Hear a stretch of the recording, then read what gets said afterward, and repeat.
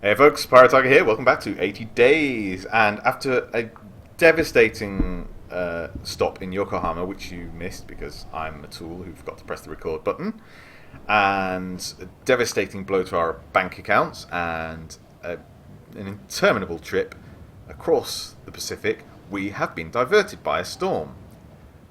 We are going to Mutiny because we need to move fast. We're going to Mutiny. We're going to take the ship. We're going to take the water lily. Oh my god, yes! My task was clear. I was to foment mutiny aboard the water lily. I decided to begin by exploiting the crew's animosity towards one another. Easily done, I feel.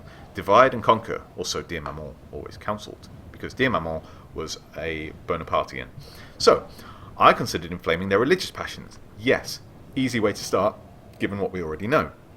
Though such passions were by their nature unpredictable, so I decided to desecrate the Shinto shrine, steal the captain's wall-mounted crucifix, spread rumours about the Shinto crew members, or gossip about the captain. Now, the Shinto crew are already a bit pissed off. If you remember from last episode, one of the crewmates died, had a Christian ceremony, and the Shinto folk were largely... their religion is basically not respected by the captain. So, to do so would foment extreme mutiny, I feel, or at least ill feeling among the Shinto. So I blamed it upon the zealous Christian converts of the crew. It was not long before the Shinto adherents began to seethe and mutter of their ill treatment, looking toward the captain with suspicious eyes. Such suspicion could easily be tipped into revolt. Oh my goodness. We've got a few more days to foment mutiny. Oh, I missed the news again. It was with satisfaction that I noted... It's because I keep taking my mouse pointer off the screen, because I know it's annoying. I need it here so you can see what I'm doing, but... So I can see what I'm doing. But, yes. Maybe I'll keep it on screen in future, so I don't miss the news again. It was with satisfaction that I noted a certain increase in tension aboard the Water Lily. A situation I would carefully have to exacerbate if my master's mutiny was to have any chance of success. Next, I attempted to ingratiate myself with Commander Davis and the Submariners, or the Chinese labourers. We've already met Commander Davis and the Submariners, and they seem an affable sort. They quite like us. Who are rather storm-tossed and disgruntled. Yeah, there are no storms under the water, the commander muttered, her hair a tangle underneath her cap. We should have submerged. We should have submerged. Absolutely. That's what we should have done, I agreed. Captain Wickel risked all our lives. I think perhaps he does not trust your ability as submariners. The commander's face darkened at my assertion. Perhaps you are right at that, she said. Perhaps so. I have heard him say as much, I added, hoping to press my advantage. The commander's eyes narrowed suspiciously. Is that so? Why would he say such a thing to you? I nodded and winked. You do not know everything about me, I replied. The commander stared back unflinchingly, keeping her thoughts to myself. Well, I don't know. I took my leave a moment later, hoping my seed of doubt would spread. I'm sure they would. I mean, they're ready. The soil is fertile. Passepartout, there you are. You're perfectly healthy, I needn't ask. We have still to cross the Atlantic, monsieur. You must find a route that will get us as close to Europe as possible. Yes, I agree. Are you well, monsieur? I'm on fine form, but we must make haste. Agreed. Maybe we should swim. Very good, monsieur. Any more news? No. Great. I had attempted to suborn the obvious targets aboard the Water Lily, but wars were often won by the unexpected. With that in mind, I turned my attention upon the ship's artificer. It's been a while since we've dealt with the artificers back in Europe, but there was certainly a lot of revolutionary feeling among them. Or among the valets and the batmen. Valets and batmen, if they're any good, they're very loyal, so that seems a bit of a fool's errand. Oh. My mouse pointer went all, I'm doing something. What were you doing? Silly computer. Let us turn our attention upon the ship's artificer. A tall, rather imposing woman in a short jacket, embroidered with the guild's copper lily. Artificers were notoriously neutral in the matter of conflict or civil disruption, but I could bribe her, I could appeal to her vanity, and listen, let's give her money. Or rather, I should say I tried to bribe her. She slapped me before throwing the money at my feet. Do not, she warned, towering over me intimidatingly, ever try to bribe an artificer. Oh, shit, sorry. I don't know why that strengthened my relations with Fogg at all, but that was the wrong move, apparently. Okay, I'm sorry. I am sorry. Seems the artificers are extremely rigorously honest people of great integrity. So, Fogg said to have crossed the date line, but will extra day be enough? No, it bloody won't. I'll tell you that now. As the evening wears on, I spent the day putting the last finishing touches to my planned mutiny. It was a matter as delicate and serious as the creation of a soufflé by a master chef. I spread word of my signal amongst my allies, or then I retired. There was no let us spread word of my signal. And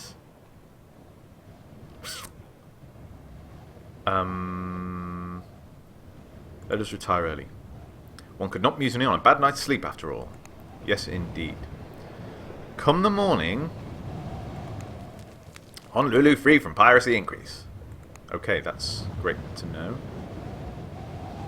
Now we mutiny! We reached Honolulu in the dark. The captain took a small skiff into the harbour, with a few of his officers, wishing to inquire about repairs before putting the Water Lily into dry dock. I think not. Mr Fogg watched the boat for a long moment. Now is the time, he said crisply. I trust everything is in order. Yep, no problem, boss. And he nodded, having expected no other response. Let us hope so. With that, my master retreated to his cabin, and I called the signal to arms! The Water Lily erupted into chaos. Everywhere was the clash of sabres and pistols. Now and then I heard the shriek of officers' sonic weapons. But I was not alone. The half of the crew that followed the Shinto creed fell in behind me with a rallying cry. They fought their Christian crewmates with vicious determination, clearing the top deck within the hour. The Chinese labourers poked their heads out of their cabin at the noise and confusion, but seemed to decide upon a policy of detached observation. I was only grateful they did not intervene against my band of mutineers. The submariners, on the other hand, led by Commander Davis, charged out of the hold of the ship like a horde of impossibly athletic avenging angels. There was a long, terrible moment when I wondered at their allegiance. Then Commander Davis caught my eye and winked. It's Izumi to my friends, she shouted cheerfully, driving back any stragglers loyal to Captain Wicker. Woo! Yeah! I saw Mademoiselle Loretta trip up one of the loyal officers out of the corner of my eye. She tipped her bonnet in my direction, a gesture of respect from one player of the game to another. The whirl of the battle took me away, but not before I saw her falsify a magnificent feint and block the gangway to the navigation room. By noon, it was clear that all our efforts were for naught, however. The mutiny did not have the support and the numbers required to defeat those who had maintained their loyalty. I screwed it up with the artificer. Sugar. Captain Wicker and the other officers returned just in time to smother the last flames of rebellion. My master and I were trussed up and set off at the port to Honolulu. Or begged to be allowed to remain on board. I've kind of given up, folks. I fear this is the end. It's only due to... but the captain laughed. I may be a gentleman, he declared, but I am not a fool. It was only due to Captain Wicker's good grace that we retained our luggage. Our mutinous comrades were not treated with such leniency, and were thrown unceremoniously below. That was, Mr Fogg said with icy precision as we stood up on the strand of the volcanic island on which we found ourselves, rather badly done. Unfortunately, I could not disagree. Yes. Shazbot. We'll have to sleep here and explore in the morning. Well, if you're going to be like that, Mr Fogg, you hid in your sodding cabin. You can sleep under the stars, you jerk. Yeah, that's right, a rotten night with the rats. Bite me.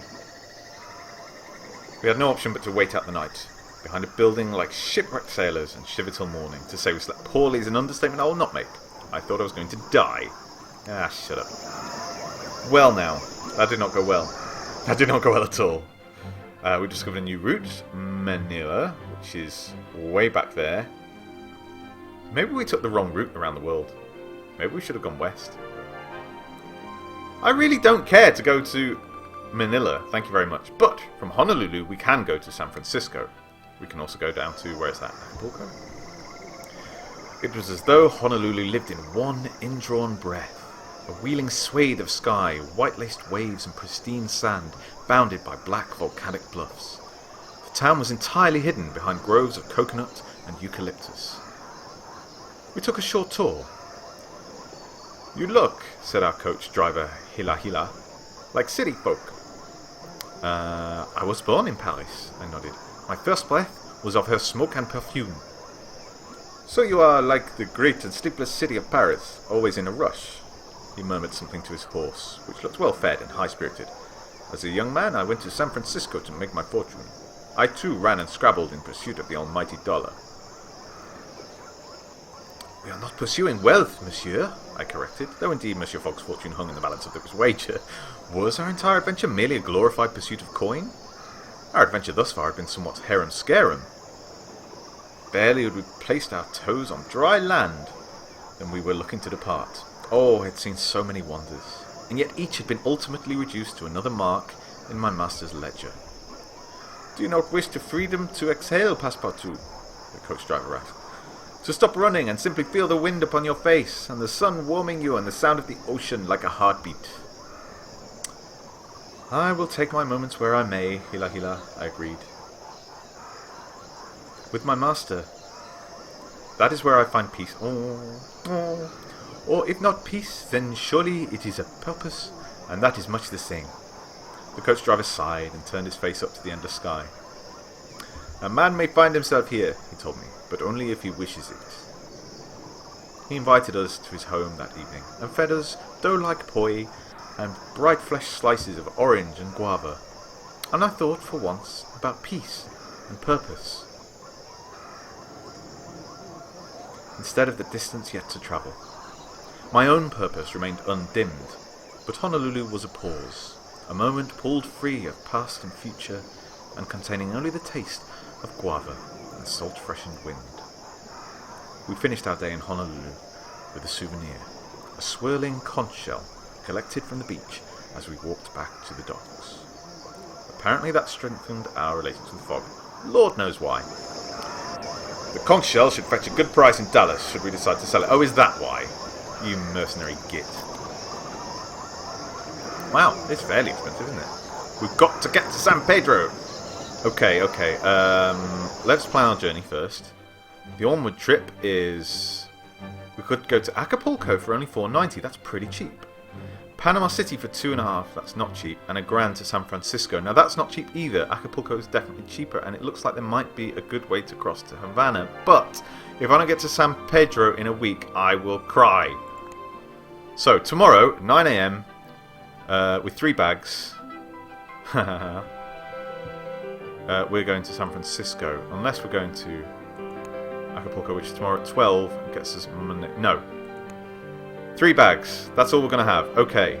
So, let us to the market. Holy cow. Wax cylinder. It's going to be a while before we can use that. I don't think so. Buffalo hide. Acapulco, Panama City, Omaha. Maybe. Smith & Wesson. Lima, Acapulco, New Orleans. Yeah, why not? Let's have that. And we'll have harmonicum, because it's cool. And screw it, why not take a buffalo hide? It's pretty expensive. Valuable here and in Acapulco. Oh, I see. Oh god, no, we can't. We need $1,000. We need $1,000 to get across. No, I take it back. Take it back. Have it all back. I don't care. Oh my god. Tell you what, does someone want some vodka? Yeah, there you go. No, for 2, I don't think so. Have we got anything worth selling? I mean, seriously, this is bad. This is very bad. The Brazilian snuff. No, we need that. We need the engineer set, because I'm pretty sure we're going to take in the railroad. We're keeping that to San Pedro. We're going to keep it. Oh my god. This is so hard. Conch shell is... It's worth a bit in Dallas, but we're going to ditch it. I don't care. I just don't care. I'm going to kick myself, but I don't care. Okay. We need that so that we can spend the night and then get to San Francisco. Yes? No, we can wait out the night. It's fine. Can we take our trip yet? Stop trying to take me to Acapulco. I don't want to go there. Okay, so we've only got 3 baggage cases now. We're all good. We're going to stay the night. Yeah. Don't complain. It's fine. Shush. I don't care. Quiet, Mr. Fogg. We have things to do. Wild dogs deteriorated. Fine. Not a problem. We're going. We are going to San Francisco. Embark. Yes! No loss of health. Thank you very much. By banana boat? I say. We boarded a steam barge from Honolulu to San Francisco. The scent of ripe bananas pervaded every plank of decking and bulkhead, a sweet and deliciously rotting odour which offended my trained senses so greatly that for many months after I could scarcely look a banana in the peel. Oh, poor Passepartout. Let us groom Mr Fogg, so he's not quite so annoyed. I feel well cared for.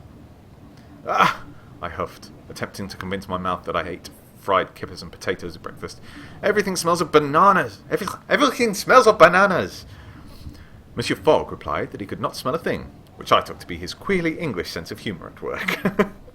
He is certainly queerly English. Still, if bananas were to be the worst of my troubles, I managed to... Yeah. Aboard this boat, then that would be no bad thing. Agreed. That is a very stoic and reasonable attitude, Passepartout. I'm with you on that. Let us converse. Let us converse with this very proud-nosed woman. Greetings, Captain. Passepartout, take my arm a moment. Oh, how delightful. Tell me about... I don't care about San Francisco. I'm going to talk about San Pedro. You mentioned boats. I've been told my brother once took the trading vessel from Havana to Miami. I don't really care. I don't care. San Pedro to Houston. Yes, why not? Is it possible to go from San Pedro to Houston? Probably, but some buyers will pay well for oil paints from Houston. But answer me this, do you have any children yourself? Someday, madame. One day, perhaps. You should get a move on. You're not getting any younger. Is this negging? Are you telling me I'm getting old and so I should sleep with you? It's just despicable behaviour. Anyway, yeah, tell me more about Houston. I'm told some buyers will pay well for oil paints from Houston. Yeah, we know that. What about New Orleans and Houston? I don't know where I'm going. I haven't got a clue. Yes, one could travel in a hired carriage from Houston to New Orleans. Okay. New Orleans to Machu Picchu? I don't bloody think so. Timbuktu? That's flipping miles away. I've got to know. Oh, you don't know anything. Fine. Timbuktu is on the Trans-Saharan Caravan route. Well, that's what I thought. So what the hell kind of a route is that? Fine. Houston to New Orleans. San Pedro to Houston might be possible. We never know. I woke in the middle of the night convinced that someone was in the cabin with me. I think I could tell you who that is. Passepartout. There was a long, wave-lapped silence until I heard distinctly a dragging shuffle. I opened my eyes and looked up into the parted, moist lips of Monsieur Phileas Fogg, of the captain of the steamer. My heart beating impossibly loud in my chest. In the darkness, I saw the sheen of a pair of eyes gazing vacantly into the distance. "Mr Fogg!" I cried, and my midnight visitor blinked and straightened and looked about my cabin in genteel surprise. "What?" he said calmly, pulling his dressing gown closed. "Am I doing in your cabin, Passepartout?" Oh my god! "Scaring me half to death!" I cried, rather upturned by his sudden appearance. He took a sharp breath. "It seems I've been sleepwalking," he said, his voice almost tremulous. "I have not done so since I was a child. Please accept my apologies." "Would you like to stay for a while?" I asked, sensing his agitation. "I am awake, after all." He hesitated for a long moment. "I would like that. Thank you." Apparently this has deteriorated our relationship. Maybe it was the uncomfortable sex that did it. I don't know. Who can say? I'm reading between the lines, or maybe a long way after the lines. So, it seems this banana boat is in fact the love boat, the other type of banana boat. And we still have a ways to go until we reach San Francisco. Let us find out what other raucous adventures await us aboard the SS Slippery Skin. Join me next time, folks. Bye!